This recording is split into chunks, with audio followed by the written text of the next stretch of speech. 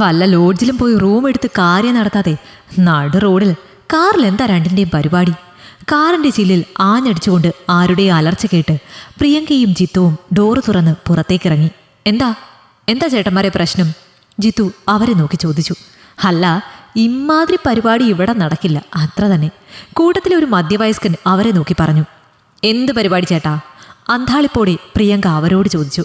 ഹോ, ഒന്നും അറിയത്തില്ല, പുണ്യാളത്തി. വഷളം ചിരിച്ചിരിച്ചുകൊണ്ട് കൂട്ടത്തിലുള്ള വേറൊരു ചെറുപ്പക്കാരൻ പ്രിയങ്കയെ ചൂഴ്ന്നു നോക്കിക്കൊണ്ട് പറഞ്ഞു. നടുറോഡിൽ വിവസ്ത്രയായ പോലെ തോന്നി അയാളുടെ നോട്ടം കണ്ട് പ്രിയങ്കയ്ക്ക്. ചേട്ടന്മാർക്ക് എന്താ അറിയേണ്ടത്? ഞങ്ങൾ കാറിൽ എന്ത് ചെയ്യുന്നതാ നിങ്ങൾ കണ്ടത്? ജിത്തു അവരെ നോക്കി ചോദിച്ചു.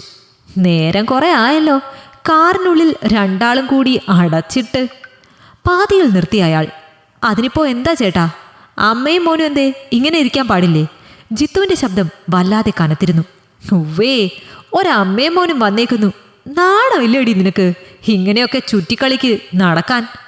കൂട്ടത്തിലൊരാൾ പ്രിയങ്കയെ നോക്കി ചോദിച്ചു. അയാളുടെ ചോദ്യം കേട്ട് പ്രിയങ്കയുടെ നെഞ്ചിലേക്ക് ഒരു പിടച്ചിൽ ആഞ്ഞിറങ്ങി. ദയനീയമായ മുഖത്തോടെ പ്രിയങ്ക ജിത്തുവിനെ നോക്കി. പ്രിയങ്കയുടെ മുഖം കണ്ട് ജിത്തുവിൻ്റെ ഉള്ളു പിടഞ്ഞു. നാണമില്ലേ തനിക്ക് ഇങ്ങനെയൊക്കെ സംസാരിക്കാൻ? ഇതെൻ്റെ അമ്മയാണ്.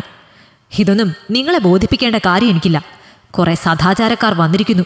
ജിത്തു അയാളെ നോക്കി പറഞ്ഞു. ഹൂവ്, ഇതൊക്കെ ഞങ്ങൾ കുറെ കണ്ടിട്ടുണ്ട് പോനെ. ഇമ്മാതിരി ഉടായിപ്പ് പിടിച്ചു കഴിഞ്ഞാൽ പിന്നെ അവൾ അനിയത്തിയാകും, ചേച്ചിയാകും, കാമുകിയാകും, ദേ ഇപ്പോൾ അമ്മയുമായി. അയാൾ പറഞ്ഞു തീരും മുമ്പേ പ്രിയങ്കയുടെ വലത് കൈ അയാളുടെ കവിളിൽ പതിച്ചു. ജെറ്റെ, അനാവശ്യം പറയുന്നതിന് ഒരു പരിധിയുണ്ട്. നീയൊക്കെ എത്ര പെട്ടെന്നാടാ ഞങ്ങളെ മറ്റേ രീതിയിൽ കണ്ടത്? വരുന്ന വഴി കാറ് കേടായി, വഴിയിൽ പെട്ടുപോയി. എന്താ ഇങ്ങനെ ഇവിടെ കിടക്കുന്നത്? എന്തേലും സഹായം വേണോ എന്ന് ചോദിക്കുന്നതിന് പകരം നീയൊക്കെ ആദ്യമേ എന്തൊക്കെയാടാ ചിന്തിച്ചു കൂട്ടിയത്? അതും സ്വന്തം മോന് മുന്നിൽ. നീയൊക്കെ കൂടി. പറഞ്ഞു മുഴുവിപ്പിക്കും മുമ്പേ പ്രിയങ്കയുടെ വലതു കൈ ഒരു വട്ടം കൂടി അയാളുടെ കവിളിൽ ആഞ്ഞു പതിച്ചു. ധൈര്യമുണ്ടെങ്കിൽ തിരിച്ചടിക്ക്, കാണട്ടെ. പാതിയിൽ നിർത്തി കിതപ്പോടെ പ്രിയങ്ക അവരെ നോക്കി. കൂട്ടത്തിലുള്ള ചിലർ വേഗം അവിടെ നിന്ന് പിൻവലിഞ്ഞു. ഡാ, തിരിഞ്ഞു നടന്ന ഒരാളുടെ പിന്നാലെ ഓടിച്ചെന്ന് പ്രിയങ്ക അയാളുടെ ഷർട്ടിൽ പിടിച്ചു. നീ ഇപ്പോൾ റെക്കോർഡ് ചെയ്ത വീഡിയോ എവിടെടാ? പ്രിയങ്കയുടെ പിടുത്തം അയാളുടെ ഷർട്ടിൽ ഒന്നുകൂടെ മുറുകി. ഇല്ല ചേച്ചി, ഞാൻ എടുത്തില്ല, അയാൾ വിക്കി വിക്കിക്കൊണ്ട് പറഞ്ഞു. മര്യാദയ്ക്ക് നീ ആ വീഡിയോ ഡിലീറ്റ് ചെയ്തോ. അതെങ്ങാനും നീ പുറത്തു വിട്ടാൽ നിന്റെ വീട്ടിൽ കയറി ഞാൻ. പാതിയിൽ നിർത്തി അയാളെ കടുപ്പിച്ച് നോക്കിക്കൊണ്ട് പ്രിയങ്ക ഷർട്ടിലെ പിടുത്തം വിട്ടു. അയാൾ വേഗം മൊബൈലിൽ നിന്നും വീഡിയോ ഡിലീറ്റ് ചെയ്തു. അല്ല, നിങ്ങൾക്കൊക്കെ എന്തിൻ്റെ കുഴപ്പമൂത്തിട്ടാ ഇങ്ങനെ വല്ലവൻ്റെയും കാര്യത്തിൽ കയറി ഇടപെടുന്നേ? കുറേ സദാചാരക്കാർ വന്നിരിക്കുന്നു, ചെറ്റകൾ. ഒറ്റ എണ്ണത്തിനെ ഇനി എൻ്റെ കൺമുന്നിൽ കാണരുത്, പോടല്ല. പ്രിയങ്കയുടെ അലർച്ച കേട്ട എല്ലാവരും വേഗം തിരിഞ്ഞു നടന്നു. കാറ് നന്നാക്കാൻ എപ്പോൾ വരുവടാ? തിരിഞ്ഞു നിന്നുകൊണ്ട് പ്രിയങ്ക ജിത്തുവിനെ നോക്കി ചോദിച്ചു. അവർ ഇപ്പോൾ എത്തും അമ്മേ. ജിത്തു മറുപടി കൊടുത്തു. പിന്നെ അമ്പരപ്പോടെ പ്രിയങ്കയെ നോക്കി. എന്തേടാ ഇങ്ങനെ നോക്കുന്നത്?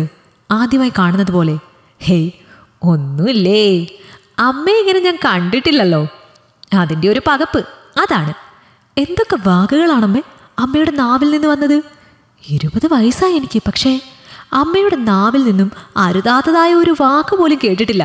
പക്ഷേ ഇപ്പോൾ ഇവിടെ നടന്നത് സ്വപ്നമാണോ എന്നാ ഞാൻ ആലോചിക്കുന്നത്. എന്നിട്ട് പ്രിയങ്ക ജിത്തുവിനെ നോക്കി ചിരിച്ചുകൊണ്ട് ചോദിച്ചു. എന്നാലും ഇതെങ്ങനെ അമ്മേ? സാഹചര്യം അത് നമ്മെ പ്രതികരിക്കാൻ പ്രാപ്തരാക്കുന്നു.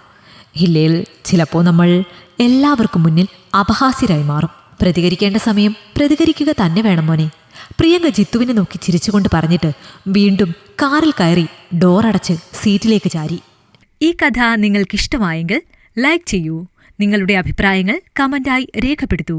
കൂടുതൽ കഥകൾ കേൾക്കാൻ ഈ ചാനൽ സബ്സ്ക്രൈബ് ചെയ്യൂ.